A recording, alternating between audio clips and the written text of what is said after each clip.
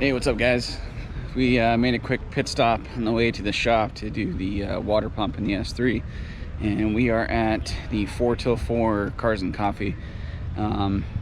There is a Ferrari Monza here, which is a very, very rare Ferrari, so we'll get some video of that.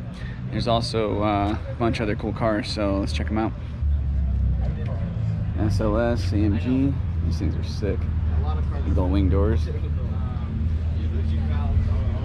These are cool.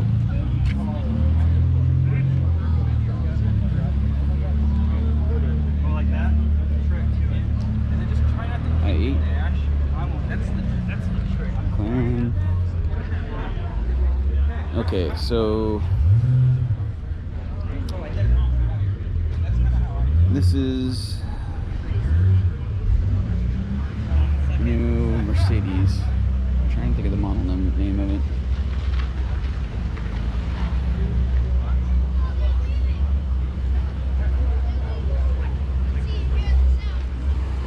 Oh, it's the GT Black Series, that's what it is. So we have the new GT Black Series. They just came out. Carbon fiber on this car is insane. I mean, it's everywhere. Hood, side panels. I mean, look at this thing.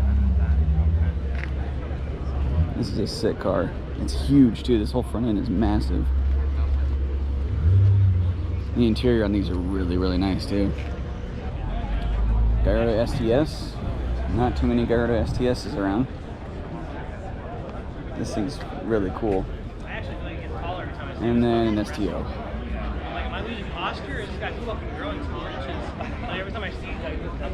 STO is insane. It's crazy. Okay. Viper.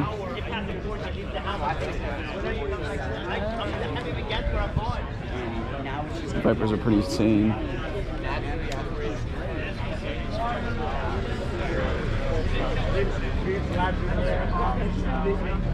Modified by Creative Bespoke.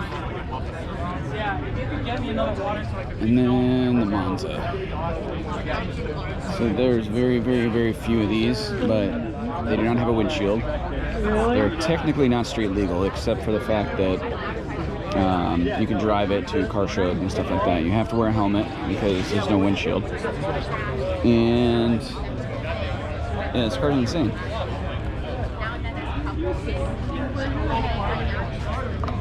Like the details on this car with all the carbon fiber and everything that it has, it's just really the interior.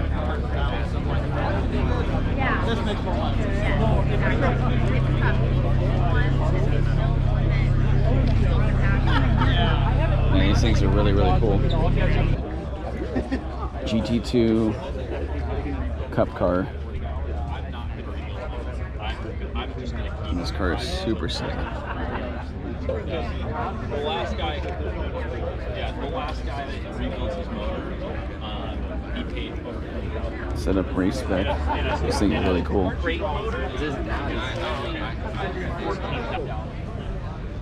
GT3 RS.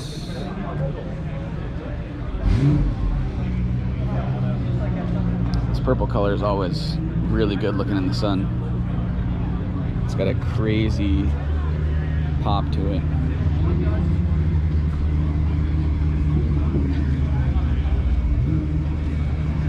This one's even cooler. This is one of those colors that you rarely see, kind of Porsche exclusive.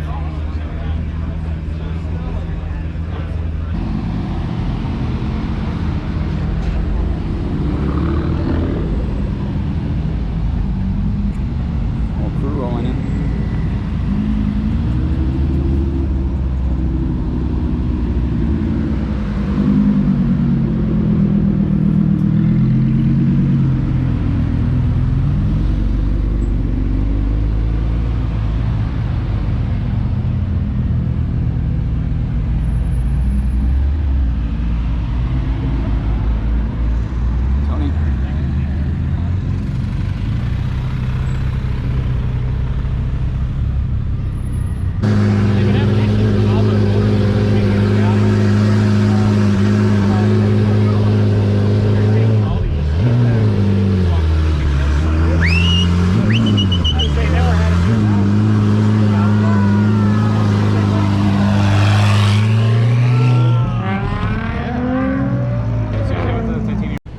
Alright guys, we're going to be doing the thermostat housing on the S3 today. It is leaking from part of the flange that they always leak at underneath. I'll show you in a second. You can kind of see it down there. But we're also going to do an oil change and replace the coolant bottle because, don't mind my bypass, it is leaking there at the connector housing. Pretty common for this type of coolant bottle.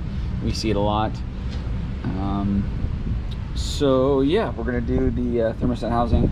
We're going to remove the intake manifold to access it. It makes it a lot easier. Repair manual says to pull the throttle body, you know, you have the boost pipe, that kind of stuff, but pulling the intake manifold gives you so much room and you can knock it out way faster. The other thing too is we're going to check for carbon buildup on the intake valves. If there is any, then we will do a decarb. So we'll have to kind of see when we get there, but for now, let's get started. All right, I already started disassembly. Pulled the lower shield off, loosened the lower boost pipe from the intercooler. Also, you have a connection there, and then there's another T30 Torx right there. But basically, the thermostat housing's leaking, and it's kind of hard to see, but way up in there at the bottom of this flange area is pretty common. You can kind of see it right there. That's MQB stuff. They leak all the time from that thermostat flange, so we're going to replace that. All right, I went ahead and pulled the lower boost hose. You can see it's actually leaking from the water pump instead of the thermostat housing, but I did have a fault for thermostat control, so I'm going to do the thermostat housing and the water pump together just to make sure everything's good to go there. But I'm going to start pulling the intake manifold and get this thing out. So I'm starting to pull the intake manifold off, and I went to take the lower intake manifold bracket off, this one right here. So if you look down there, it's actually missing the bolt for the lower part of the bracket. That's one of my biggest pet peeves is not installing this bracket correctly. I don't know why people just don't do it. It does help support everything. So PSA to anybody that's removing the intake manifold on TSI or EA 888, please put this mount back on. Thank you. When you're removing the intake manifolds on these EA 888 motors, you do have to take off the fuel line from the high pressure pump to the rail in order to get the manifold to clear. I made a custom wrench, 17. I cut a little notch in it because it slips over the fuel line, and you can get in here and loosen that nut. Actually, not the nut, but the flange. I guess flange nut, but it allows you to do that without taking this boost pipe off. So, just a little tip. So once you get all the bolts out, lower boost pipe off, fuel line off, connections, I always pop these connectors out, take this connector off, and then the manifold lifts up and underneath here, and you pull it out just like that. Let's see how we're looking here. And actually hardly any carbon buildup. A little bit on that one, kind of hard to see. A little bit on this one, not too much there. Looks like it may have already had it done at one time, but I'll knock some of the excess carbon, that's just the little stuff, off, and it should be good to go. I don't have to do a full cleaning on it, which is good. These water pumps aren't too bad to take off once you get the intake manifold out of the way. Pop this coolant line off, pop this coolant hose off here. You have a coolant hose at the bottom, connection there. And then we're going to take the cover off for the belt. You slide the belt to the side, and then you unbolt the water pump, and it comes straight out. These ones are kind of a pain to get to these bottom ones, so you use an extension with a T30 to get to the bottom bolts down here. Top ones are right here, here, and then right there. And then it comes out of there. So we'll get that out right now. Alright. So just slide the belt off like this. And there you go. It's on. Yeah, it was definitely leaking. We had a bunch of buildup down there. We'll clean out once we get the water pump out. But it's leaking right here from the front, like, weep hole seal area. It's pretty common. So I got the water pump bolted back in. I didn't film how to get the belt on because it's a pain to hold the camera and try to do it with both hands. But basically you slide the gear assembly into the belt, so kind of angle it like this, and then you roll it and you put the little union in, because the union's got to be in there, right? So you put the union in, then you wiggle it and get it up against the block over the dowels. So it takes the finagling, but it's a lot better than trying to undo that lower bolt down there and all that stuff. So it's on and torqued. Now we gotta just start putting coolant lines back on, and then we'll do a quick decarb on it. Alright, so we're looking at carbon here, and there's actually more carbon than I thought there would be on cylinders 2 and 3. Once I pulled the little plates out, you can see it's all built up in there. So I'm gonna knock all that out, give it a good scrape down and cleaning. Cylinder 4 isn't too bad. Got a little nodule there on the last valve stem. Number 1 is also about the same as 4. So 2 and 3 definitely have more buildup. So doesn't seem like any issues. Could be valve seals, but I'm not consuming any oil, so it's just carbon buildup. That's what happens on these motors. So get it cleaned up. So when you're doing a carbon cleaning, you always want to make sure that you clean the plates. This is all the stuff that came off of these. It was pretty bad. But let's check it out now. Get a good light in there. Yeah. It's a lot better than it was. It was really bad and built up.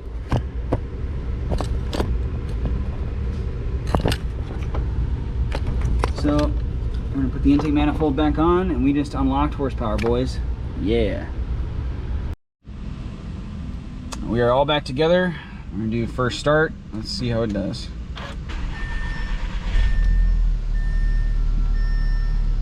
All right. Idle's nice and smooth. Before, cold start had a little bit of a stumble. That was pretty much due to the carbon buildup on the intake valves, which happens a lot. So you get intake deviation, causes misfires, but idle's super smooth.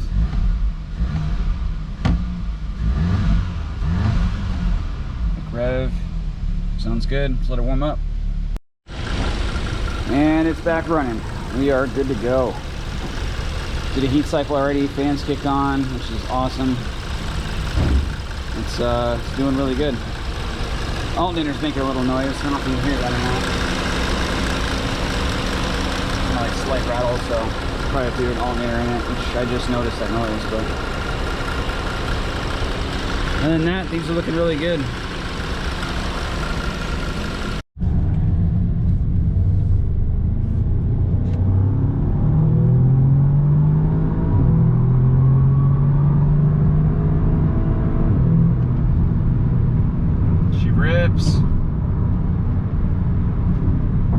Well, everything went according to plan. That was definitely a solid repair.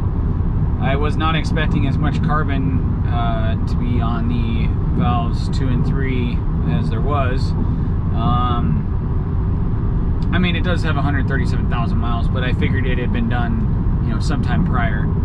So got that all cleaned off, which is great. It runs awesome. I can, you know, butt dyno feels a little increase in power. I mean, having 2 cylinders restricted more than the other 2 is, you know, kind of a big deal. But yeah, it's all good. Water pump, thermostat, everything good there. Coolant temps running about, you know, 212 to 219, which is normal, so that's great.